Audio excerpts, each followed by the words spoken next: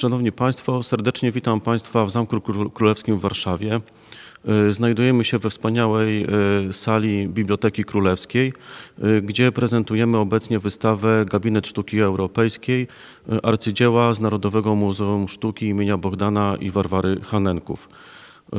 W swoim referacie pokrótce przybliżę historię kolekcji Hanenków, a także przedstawię nowe ustalenia badawcze, jakie wypłynęły przy organizacji wystawy. Muzeum Hanenków to obecnie najcenniejszy zbiór sztuki europejskiej w Ukrainie. Zbudowany przez prywatnych kolekcjonerów po podarowaniu go państwu, a następnie znacjonalizowaniu, rozbudowywany był o inne kolekcje. Dziś znajdują się w tej kolekcji dzieła takich mistrzów jak Peter Paul Rubens, Jakub Jordans czy Antonio Canova, a więc same wspaniałe i interesujące nazwiska. Na początku przybliżę Państwu trochę historię muzeum i sylwetki jego założycieli.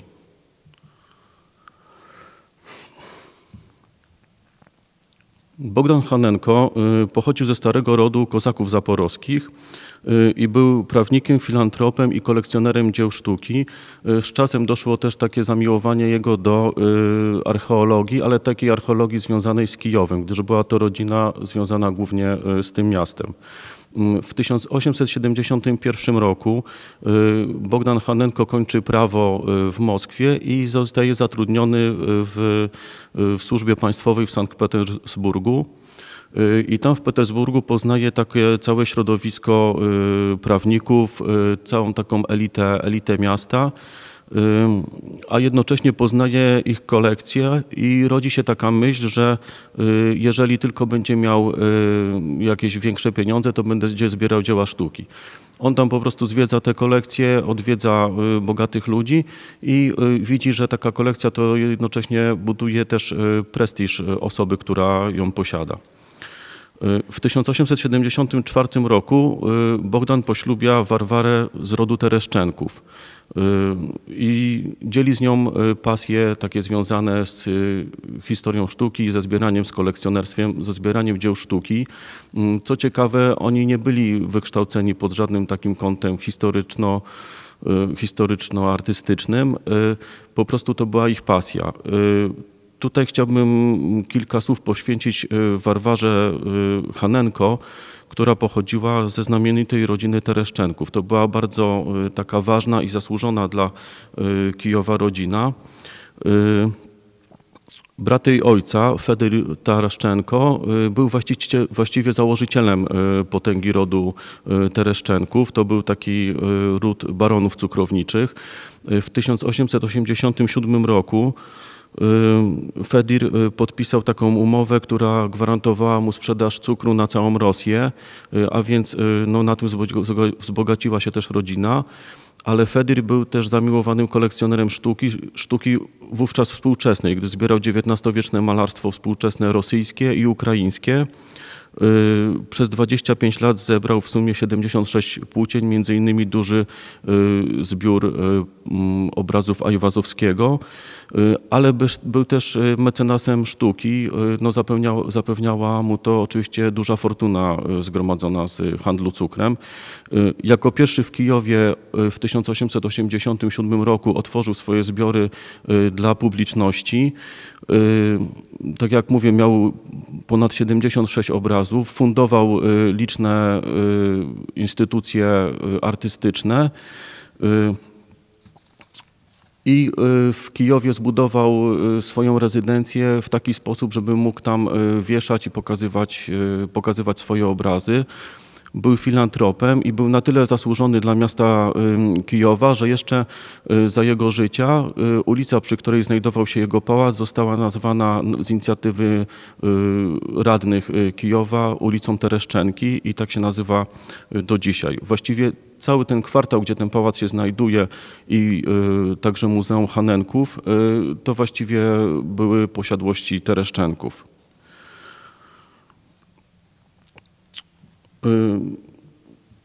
Fascynację wuja przejął brat Warwary, Iwan Tereszczenko, który odziedziczył po nim zainteresowanie malarstwem i obracał się też w kręgach artystycznych Kijowa. Gromadził obrazy, między innymi duży zbiór współczesnych rysunków Tarasa Szewczenki. I jedną z jego takich ważniejszych inicjatyw to było utrzymywanie przez 25 lat prywatnej szkoły artystycznej Mykoły Muraszki w Kijowie, z którą związany był m.in. Kazimierz Malewicz. A więc to już świadczy o tym, jakie po prostu rozeznanie ta rodzina Taraszczenków miała w sztuce. Tutaj pokazuję Państwu portret Iwana Taraszczenki, a na następnym przedstawieniu fotografii widzimy portret Mykoły Muraszki właśnie, a w tle portret tego fundatora, sponsora szkoły właśnie Iwana Tereszczenki. Około 1890 roku nie było w Kijowie żadnego muzeum, ale elita zbierała dzieła sztuki i chciała się nimi dzielić, chciała się dowartościować i gdzieś je pokazywać. I w tym czasie Iwan Tereszczenko finansuje właściwie w połowie budowę Muzeum Narodowego Ukrainy. Tutaj widzimy budynek tego muzeum, a sporą część dzieł do tego muzeum podarowuje m.in. Bogdan Hanenko. Także dzięki ich inicjatywie powstaje między innymi ten znany nam gmach Muzeum Sztuki w Kijowie. Natomiast Taraszczenkowie tworzą też m.in. Muzeum Sztuki Zachodniej i Orientalnej w Kijowie, więc oni są po prostu filantropami i widać, że są ludźmi zaangażowanymi w sztukę. Powróćmy jednak do Warwary. Widzimy, że ona się wychowała właśnie w takim środowisku przesiąkniętym sztuką, miała z nią cały czas styczność. Ona zbiera dawne artefakty z okolic Kijowa, zbiera stare ikony, scytyjskie ozdoby na przykład sprzed 2000 lat, oczywiście dzięki wielkiej fortunie rodu. Interesuje się kulturą ludową Kijowa i okolic i jest między innymi przewodniczącą powołanego przez nią Kijowskiego Muzeum Sztuki, Przemysłu i Nauki. Począwszy od 1874 roku, od podróży poślubnej Bogdana i Warwary Hanenków za granicę, małżeństwo zaczyna kolekcjonować dzieła sztuki i budować kolekcję, którą chcą, żeby to była kolekcja o takim zasięgu światowym. Tutaj pokazuję obraz Cezare Francesciniego, Dziewczynka z martwym ptakiem. Jest to obraz, który jest uznawany za obraz, który Hanenkowie jako pierwsi kupili do swojej kolekcji i jakby otwierający całą ich tą podróż związaną z zbieraniem dzieł sztuki. Tutaj jeszcze taka ciekawostka, że w latach 1876-1881 Hanenkowie mieszkają w Warszawie, gdzie Bogdan jest mianowany członkiem Warszawskiego Sądu Okręgowego i w tym czasie poznaje różne prywatne kolekcje Rosjan, bogatych Rosjan mieszkających w Warszawie, ale też i poznaje kolekcje Łazienek Królewskich czy zwiedza Wilanów, o czym pisze we swoich pamiętnikach. W 1881 roku małżeństwo powraca do Kijowa, gdzie zamieszkuje niedaleko kamienicy swojego wuja, właściwie w tej samej pierzei, wykupując pałac i od razu dostosowując go do zbieranych przez siebie dzieł sztuki. Tutaj mamy jedno z wnętrz tego pałacu. Właściwie każde wnętrze opowiadało o innej kolekcji dzieł sztuki. Czy to było malarstwo włoskie, czy to było malarstwo hiszpańskie, czy malarstwo holenderskie. Kolekcja ta jest zbudowana na takim charakterze, że ona miała mieć charakter edukacyjny i już od początku myśleli o tym, że w pewnym momencie tą kolekcję udostępnią publicznie i będzie ona po prostu pokazywana wszystkim zainteresowanym i będzie edukowała w zakresie sztuki europejskiej. W związku z tym kupowali najlepsze pojawiające się na rynku antykwarycznym dzieła sztuki. Kupowali je podczas licznych podróży po Europie, między innymi w Madrycie, w Paryżu, w Mediolanie, w Rzymie, w Warszawie czy Sankt Petersburgu. Także była to bardzo przemyślana kolekcja. Niestety w kwietniu 1917 roku Bogdan Hanenko umiera i na mocy jego testamentu cała kolekcja, jak i budynek, w którym się znajduje, zostaje podarowana miastu Kijów z wolą utworzenia muzeum publicznego. Jeszcze z takim zaleceniem, że Warwara dożywotnio będzie mieszkać po prostu w swoim pałacu, przejmując kilka wnętrz dla swoich po prostu osobistych potrzeb. Ona zostaje w trudnej sytuacji, bo zaraz wybucha rewolucja, a w 1918 roku wkraczają do Kijowa Niemcy i już wtedy Niemcy byli zorientowani, że to jest bardzo dobra kolekcja i proponują jej wywiezienie całej kolekcji do Berlina razem z zakwaterowaniem jej w Berlinie. Ona kategorycznie odmawia. 23 czerwca 1919 roku, zgodnie z dekretem Rady Komisarzy Ludowych, kolekcja Hanenków zostaje znacjonalizowana. Znaczy się, wkraczają Rosjanie, odbywa się nacjonalizacja majątków i właściwie od tego czasu zaczyna się taka ciężka historia tego muzeum. Następują dla niego najcięższe lata. Pomimo wpisania Warwary na listę członków Komitetu Muzeum, nowy rząd poddaje ją różnego rodzaju represjom i grozi eksmisją, uznając za wroga klasowego. Warwara umiera 7 maja 1922 roku, a już w 1924 roku nazwiska założycieli zostają wykreślone z nazwy instytucji. Powodem miało być, jak stwierdzono w odpowiedniej uchwale, kompletny brak u Hanenków zasług rewolucyjnych związanych w jakikolwiek sposób ze służbą idei kultury proletariackiej. Po znacjonalizowaniu muzeum do muzeum trafiają liczne zbiory też ze znacjonalizowanych majątków z okolic Kijowa, ale też stopniowo przekazywane różne obiekty z innych placówek znajdujących się w Kijowie, między innymi część obrazów z Muzeum Narodowego.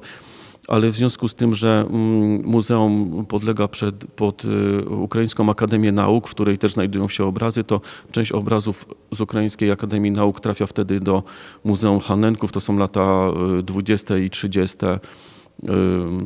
XX wieku i prawdopodobnie w tym czasie trafił tam też obraz Elizabeth Vigée-Lebrun przedstawiający portret Stanisława Augusta w stroju Henryka IV. W latach 1928-32 zbiory ponoszą poważne straty na skutek działalności urzędników Państwowego Komitetu Handlu ZSRR.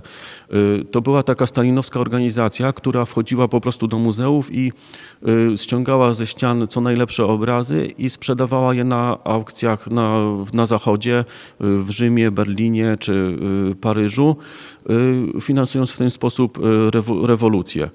Między innymi w tym czasie sprzedano dyptyk Adam i Ewa Lukasa Cranacha z kolekcji właśnie Hanenków. Tutaj mamy z prawej strony na tym slajdzie przedstawienie właśnie Ewy. Dyptyk sprzedano za bezcen na aukcji Moltkiego w Berlinie w 1931 roku, a obecnie znajduje się on w Norton Simon Art Foundation w Pasadenie i stanowi tam taki highlight, więc jest to dzieło wybitne, ale no niestety zagrabione przez ten Komitet Handlu ZSRR i po prostu sprzedane za bezcen w 1931 roku.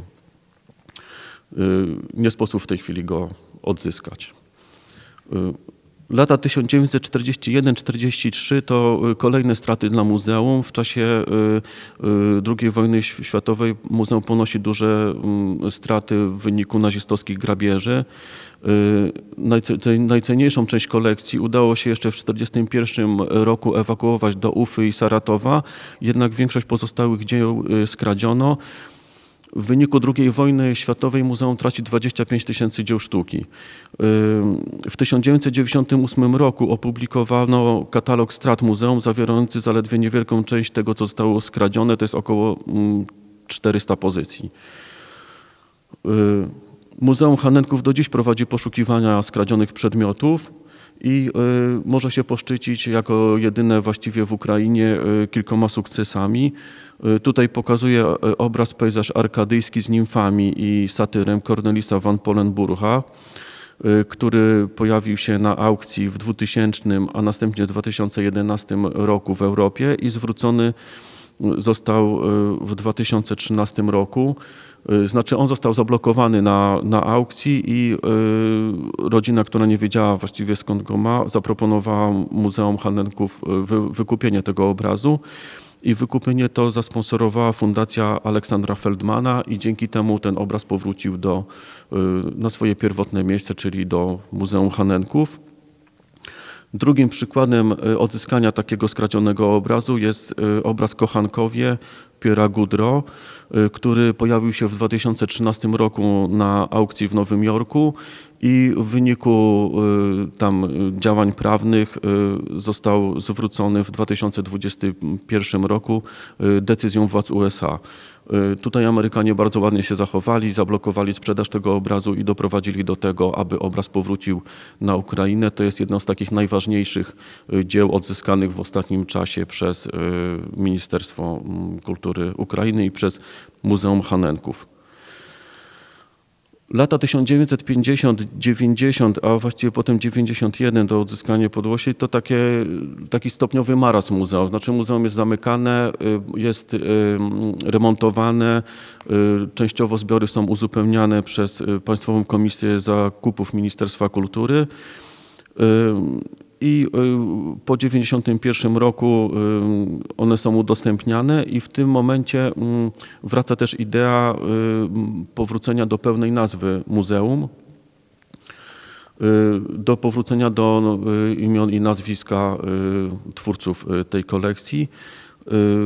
Walczono o to i dopiero w 1999 roku z okazji 150. rocznicy urodzin Bogdana Hanenki na wniosek muzeum nadano mu nazwę Muzeum Sztuki imienia Bogdana i Warwary Hanenków. W 2011 roku natomiast instytucja otrzymała status Muzeum Narodowego i obowiązującą do dziś nazwę Narodowego Muzeum Sztuki imienia Bogdana i Warwary Hanenków. Ta nazwa pojawia się tutaj bardzo często w pewnym brzmieniu na wystawie. Ona jest może nieco długa, ale jak widzimy jest bardzo ważna dla historii muzeum. Ostatnie lata to oczywiście wybuch wojny 24 lutego w wyniku najazdów wojsk rosyjskich na Ukrainę. Działalność muzeum jest wstrzymywana. Mimo to muzeum organizuje liczne wystawy i konferencje naukowe i próbuje jakoś działać. Część zbiorów, znaczy oczywiście większość zbiorów zostaje spakowana i przeniesiona do magazynu. Jest to działalność opatrznościowa, ponieważ 10 października 2022 roku ma miejsce duży ostrzał Kijowa i jedna z rakiet wybucha naprzeciwko muzeum, niszcząc budynek, XIX-wieczny zabytkowy budynek, fasadę tego muzeum, wyrzucając wszystkie szyby. Tutaj widzimy właśnie, jak wyglądała sala przed inwazją rosyjską i później po inwazji, na szczęście już po zdjęciu obrazów, runął cały szklany sufit po tym wybuchu mieszczący się w tej sali, ale między innymi w jednej z sal wyrzuciło wszystkie okna. U góry mamy tak, jak ta sala wyglądała, u dołu właśnie te na prezentowanym slajdzie te wyrzucone okna, więc za wcześniejsze zabezpieczenie kolekcji dzięki temu udało się uniknąć większych strat w kolekcji. Dziś pracownicy Muzeum Hanenków, pomimo trudnej sytuacji związanej z wojną, codziennie stają do pracy w ochronie swojego dziedzictwa kulturowego i dają wspaniałe świadectwo swojej tożsamości narodowej, pokazując, jak ważną rolę pełni w tym momencie kultura i sztuka. Starają się organizować różne pokazy swoich obrazów. Z lewej strony mamy salę przed inwazją rosyjską, z prawej strony widzimy grupę zwiedzających i osoby zabezpieczone właśnie te dzieła sztuki, które znajdowały się na tych ścianach. Tak pokrótce wygląda do naszych czasów historia muzeum.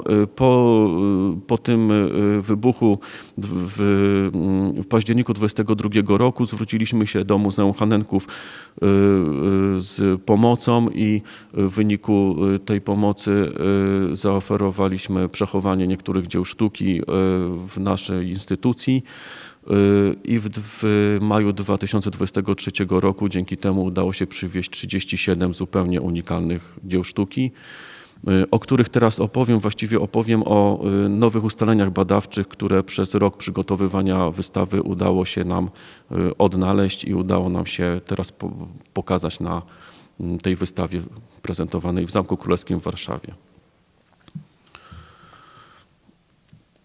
Wcześniejsze sprowadzenie tak znacznej ilości obrazów i rok, który mieliśmy na przygotowanie wystawy, pozwoliło na spokojne podjęcie interdyscyplinarnych badań naukowych i konserwatorskich tych obiektów i ich opracowanie.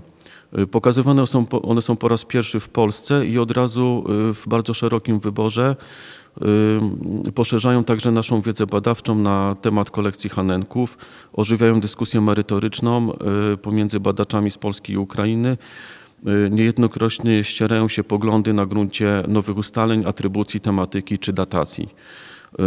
Innym ważnym elementem tego wypożyczenia stała się pomoc konserwatorska Zamku Królewskiego, uwzględniająca ochronne prace konserwatorskie obrazów, ale także skomplikowaną pełną konserwację pokazywanej na wystawie lektyki. Tutaj przede wszystkim odsyłam Państwa do katalogu wystawy, właśnie tutaj prezentowanego. Tam są rozbudowane noty dotyczące poszczególnych obrazów. Tam będą mogli Państwo się szerzej dowiedzieć o niektórych obiektach. Ja przedstawię teraz kilka wyjątkowych rzeczy, które udało nam się ustalić podczas analiz badań i zmieniliśmy kilka atrybucji, więc teraz to Państwu zaprezentuję. Wspomniane wyżej szerokie badania wypożyczonych arcydzieł z Muzeum Hanenków pozwoliły na zaproponowanie nowych atrybucji. Analizując wypożyczone dzieła, czasami poprawialiśmy datacje, ustalaliśmy tytuły, które zmieniały się na przestrzeni lat w literaturze dotyczącej danego dzieła, ale też uzupełnialiśmy je o nową literaturę. Pierwszym przykładem badań jest zmiana atrybucji obrazu Rozbitkowie na morzu. Obraz dotychczas przypisany był Claude'owi Józefowi Vernetowi. Obecnie uznaliśmy go za prawdopodobne dzieło Pierre'a Jacques'a Vollera. Było to możliwe dzięki badaniom pani Iwony Danielewicz z Muzeum Narodowego w Warszawie i opublikowanemu przez nią katalogowi malarstwa francuskiego ze zbiorów Muzeum Narodowego w Warszawie. W muzeum tym znajduje się bowiem wierna kopia tego obrazu. Pani Danielewicz przypisała, według mnie słusznie, obraz Pierre'owi Jacques'owi Vollera, datując go na lata 1763-1768, kiedy artysta przebywał w Rzymie. W nocie katalogowej nawiązałem do jej badań, jednak nierozstrzygniętą pozostawiłem kwestię, które muzeum posiada pierwowzór. Być może dokładnie badania konserwatorskie dotyczące zastosowanych materiałów pozwolą w przyszłości na rozstrzygnięcie tego problemu. Wiele tych obrazów, które badaliśmy, one potrzebują jeszcze większych badań. No, mieliśmy tylko rok na ich zbadanie, więc tak jak tutaj właśnie pokazuję, zestawiłem te dwa obrazy. Jak Państwo widzą, no, potrzebne są jeszcze kolejne badania, ale mogą sobie Państwo je porównać. One się tam różnią detalami, wymiary mają właściwie te same, powtarzają tą samą kompozycję. Drugi przykład to obraz przedstawiający świętego Hieronima, będący kopią autorską lub pochodzący z kręgu Nicolasa Régnier, takiego francuskiego malarza caravagionisty. Powstały po 1620 roku. Tu również zmieniliśmy atrybucję, a obraz ten przybył do nas, wypożyczony został jako dzieło anonimowego włoskiego malarza. Co ciekawe, on ma bardzo dobrą proweniencję, co jest bardzo ważne. Hanenkowie zakupili go w Rzymie za pośrednictwem komisarza i handlarza dziełami sztuki Belisaria od wnuków i spadkobierców kardynała Józefa Fesza, żyjącego w latach 1763-1839. Jak widzimy, kompozycja przedstawia świętego Hieronima w pustelni, zajętego pracą nad przekładem Biblii. Widzimy tu charakterystyczną dla karawagionistów grę światła i cienia. Jasne ciało postaci kontrastuje z czerwienią szaty i ciemnym tłem. Artysta zbudował diagonalną kompozycję, skupił uwagę na twarzy świętego Hieronima, stworzył napięcie między pracą nad przekładą, tutaj ręka trzymająca pióro i pisząca w otwartej księdze, a ukazaną na przeciwległej stronie trąbą sądu ostatecznego wystającą z obłoku. Trąba przypomina o momencie, kiedy święty podczas podróży przez Trację dostał wizji, pod wpływem której porzucił nauki świeckie na rzecz studiów poświęconych Bogu. Święty Hieronim jest ukazany u schyłku życia jako starzec, świadomy misji związanej z pracą teologiczną, o której przypomina trąba sądu ostatecznego. Odwraca w jej kierunku wzrok, lekko uchyla usta, próbując w natchnieniu zatrzymać jeszcze choć chwilę mijający czas. Z lewej strony artysta umieścił atrybuty świętego, klepsydrę, księgi, na których leży czaszka oraz zawieszony na ścianie czerwony kapelusz kardynalski, nawiązujący wraz z szatą uczonego do jego funkcji pełnionej w kościele. Obecnie badania z wcześniejszymi atrybucjami obrazu, m.in. przypisanie go Domenikinowi oraz Guercinowi, opisała Olena Żywkowa. To jest kuratorka zbiorów malarstwa europejskiego z Muzeum Hanenków. Badaczka podała też liczne przykłady ujęcia tego tematu przez innych artystów. Jednak dopiero kiedy, prowadząc szeroką kwerendę, dotarłem do monografii Reniera, pióra Annick Lemoine, pozwoliło mi to ustalić autora pierwowzoru. Oryginał obrazu, tutaj widoczny z prawej strony, znajdował się w kościele parafialnym świętego Leoncja i Karpofora w Lozzo a Testino koło Padwy. Znany jest tylko z tej słabej reprodukcji.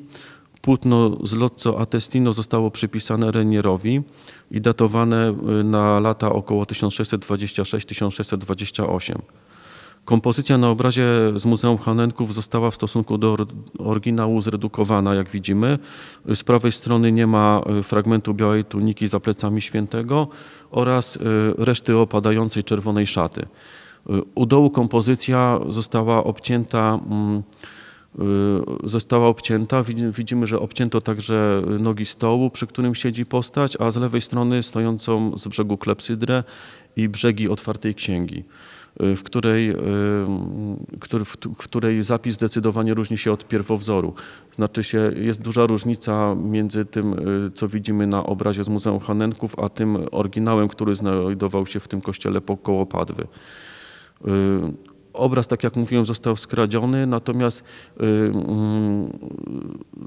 my określiliśmy ten obraz Muzeum Hanenków jako warsztat lub krąg Reniera. Potrzebuje on jeszcze dalszych badań, porównania z innymi dziełami mistrza, bo obraz jest bardzo dobrze namalowany. Być może ktoś zamówił sobie u malarza kopię tego obrazu z Lozzo a Testino i być może jest to nawet kopia autorska. Kolejny obraz, o którym chciałbym opowiedzieć, znacznie bardziej ingerujący w dotychczasową wiedzę przykład, to portret mężczyzny, dotychczas uznany za anonimowy i przypisywany szkole sewilskiej. Został przeze mnie ostrożnie zidentyfikowany jako prawdopodobnie dzieło malarza rzymskiego i określony jako portret Giovanniego Baglione, datowany na okres między 1606 a 1643. Giovanni Baglione żył w latach 1566-1643 i był malarzem czynnym w Rzymie, teoretykiem sztuki i zasłynął m.in. takim dziełem opisującym żywoty malarzy, rzeźbiarzy i architektów z 1642 roku, w którym po raz pierwszy uwzględniono biografię Caravaggia. Na zmianę atrybucji wpłynęła analiza porównawcza z portretami graficznymi przedstawiającymi Baglione. Obraz przedstawia, jak widzimy, zindywidualizowany portret starszego mężczyzny, zwróconego lekko w lewo, z odkrytą głową, uczesanego na prawą stronę, z trochę odsłoniętym lewym uchem, widoczne zmarszczki na czole, wąskie usta, stylizowane na modę hiszpańskie wąsy i broda. Ubrany w czarny płaszcz, pod szyją ma biały podwinięty kołnierz. Prawdopodobnie w lewej ręce trzyma przedmiot, który eksponuje w kierunku widza. Wizerunek ukazany został na ciemnym, jednolitym tle. W dokumentacji Muzeum Hanenków obraz ten od momentu przekazania go w latach 30. XX wieku z Kijowskiego Państwowego Muzeum Sztuki jest zarejestrowany jako szkoła selwijska, anonimowy portret z zastrzeżeniem, że badania nad dziełem powinny być kontynuowane.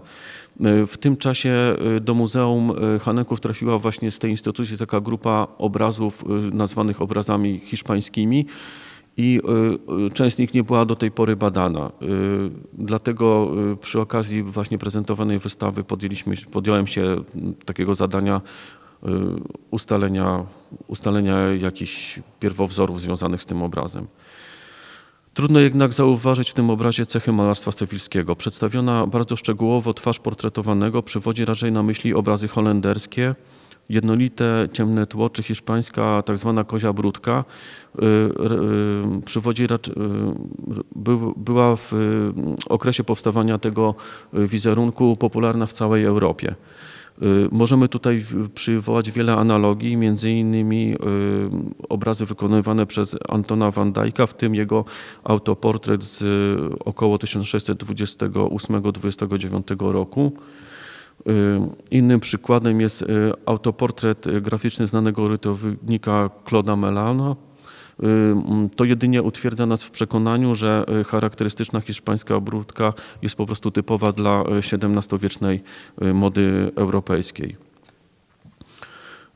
Z kolei strój portretowanego kieruje naszą uwagę na malarstwo włoskie z około połowy XVII wieku, w szczególności na portrety artystów tworzących w Rzymie.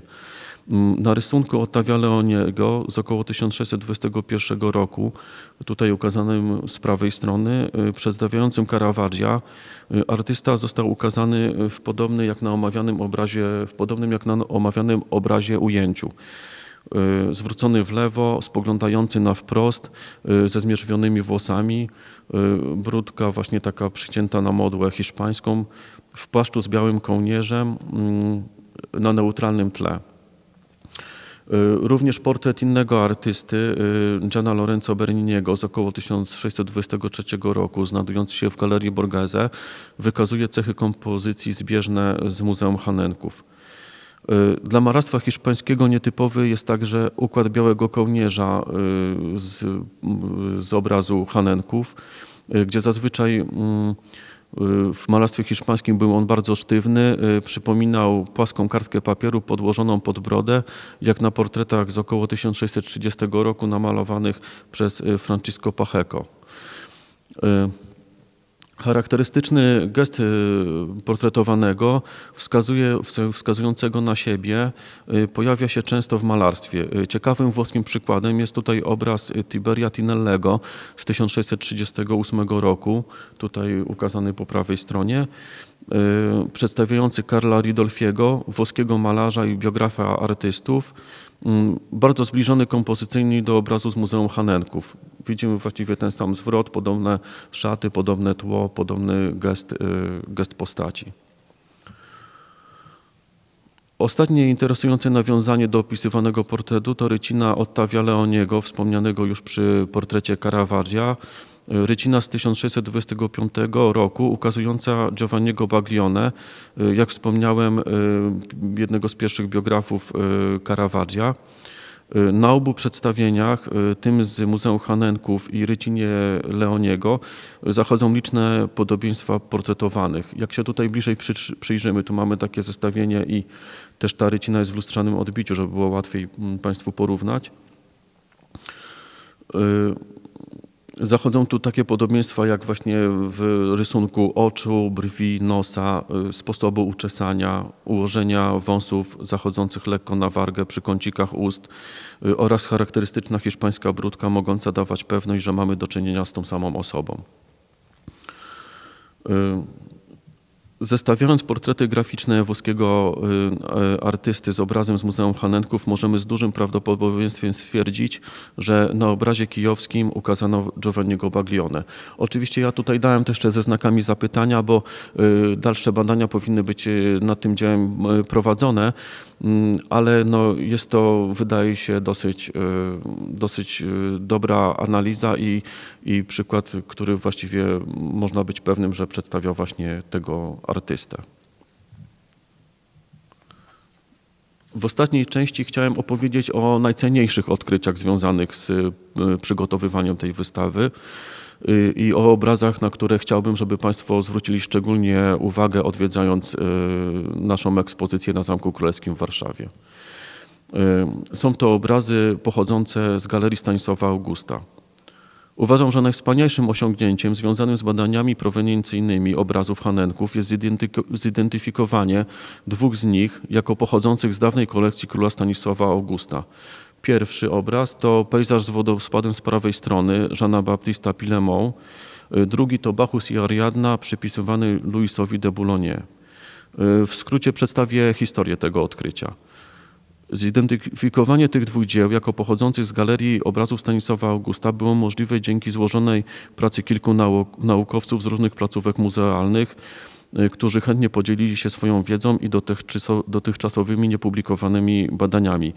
Były to badania pani Oleny Żywkowej z Muzeum Hanenków, moja analiza oraz badania pani dr Doroty Juszczak z Muzeum Łazienek Królewskich w Warszawie, która od lat zajmuje się badaniem kolekcji malarskiej Stanisława Augusta.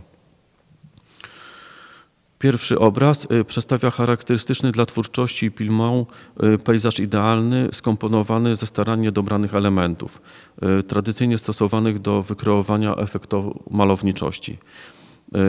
Na awersie w prawym dolnym rogu obrazu znajdują się oznaczenia czerwoną farbą numerów kolekcji Stanisława Augusta 710 oraz białą farbą numer kolekcji z Pałacu pod Blachą 220. W drugiej dekadzie XX wieku obraz został zakupiony do kolekcji Bogdana i Warwary Hanenków. To były mniej więcej według pamiętników Hanenki między 1911 a 1917 rokiem.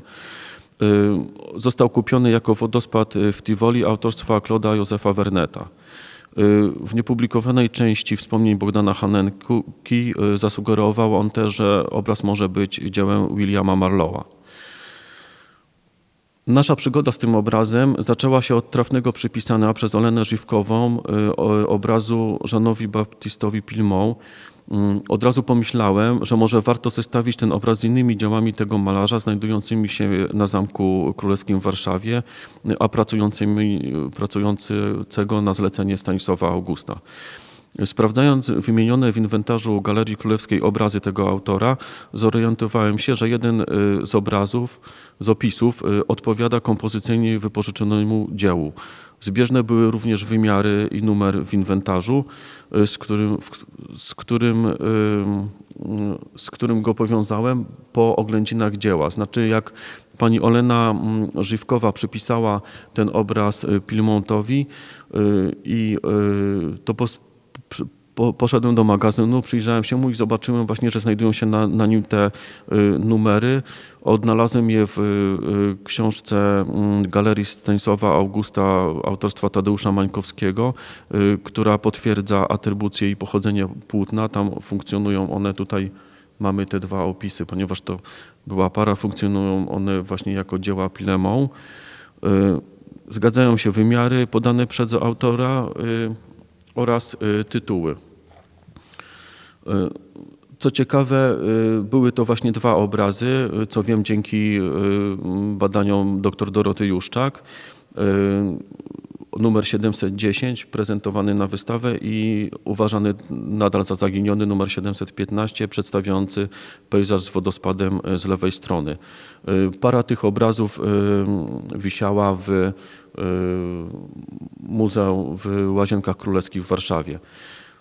Dzięki badaniom proweniencyjnym prowadzonym przez Dorotę Juszczak wiemy, że obraz został namalowany w latach 1765-67 dla Stanisława Augusta na jego zlecenie. Po 1788 roku znajdował się w Łazienkach Królewskich w Pałacu Myślewickim. Następnie prezentowany był w Oficynie Wielkiej.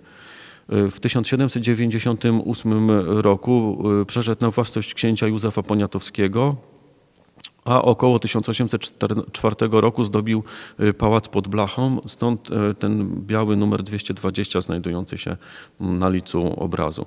W 1821 roku został sprzedany Antoniemu Fusiemu i właśnie między 1821 rokiem a 1822 został wywieziony do Rosji i ślad po nim zaginął.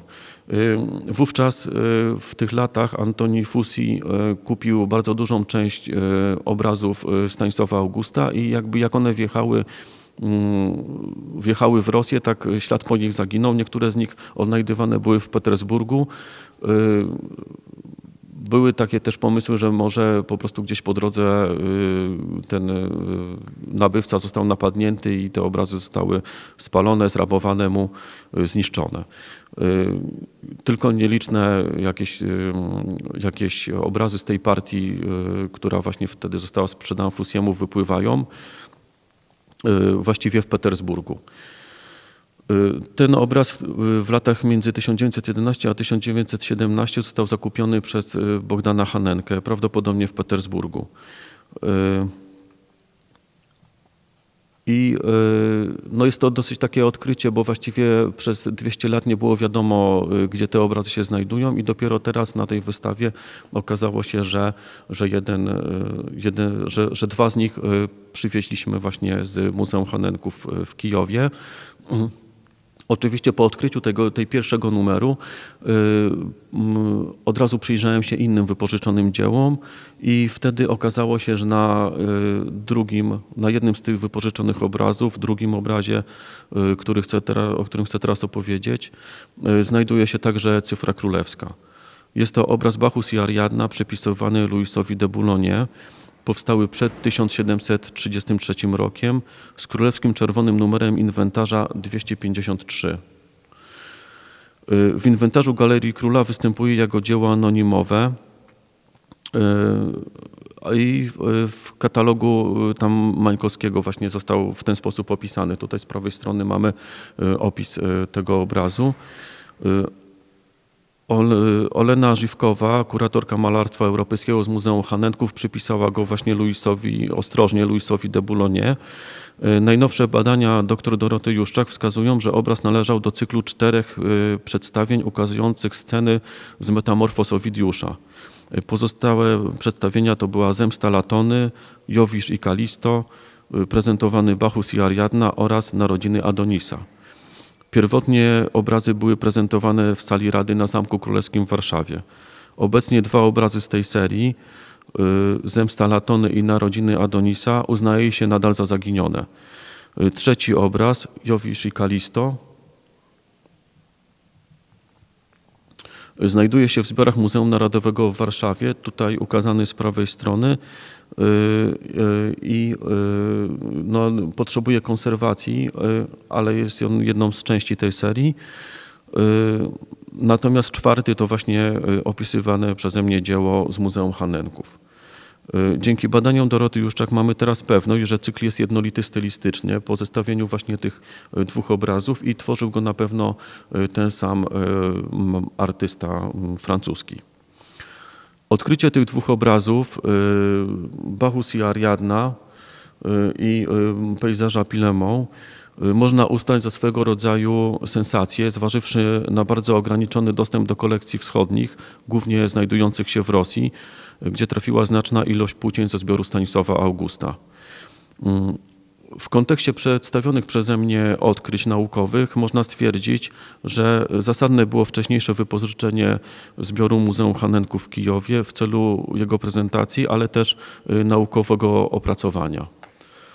Bardzo dziękuję Państwu za uwagę i chciałbym zaprosić na naszą wystawę, ponieważ jest to jedyna taka okazja, właściwie po 200 latach możemy zobaczyć dwa wspaniałe obrazy 3 wspaniałe obrazy związane ze Stanisławem Augustem oraz po raz pierwszy pokazywane w Polsce 37 arcydzieł z Narodowego Muzeum Sztuki imienia Bohdana i Warwary Hanenków w Kijowie. Dziękuję bardzo.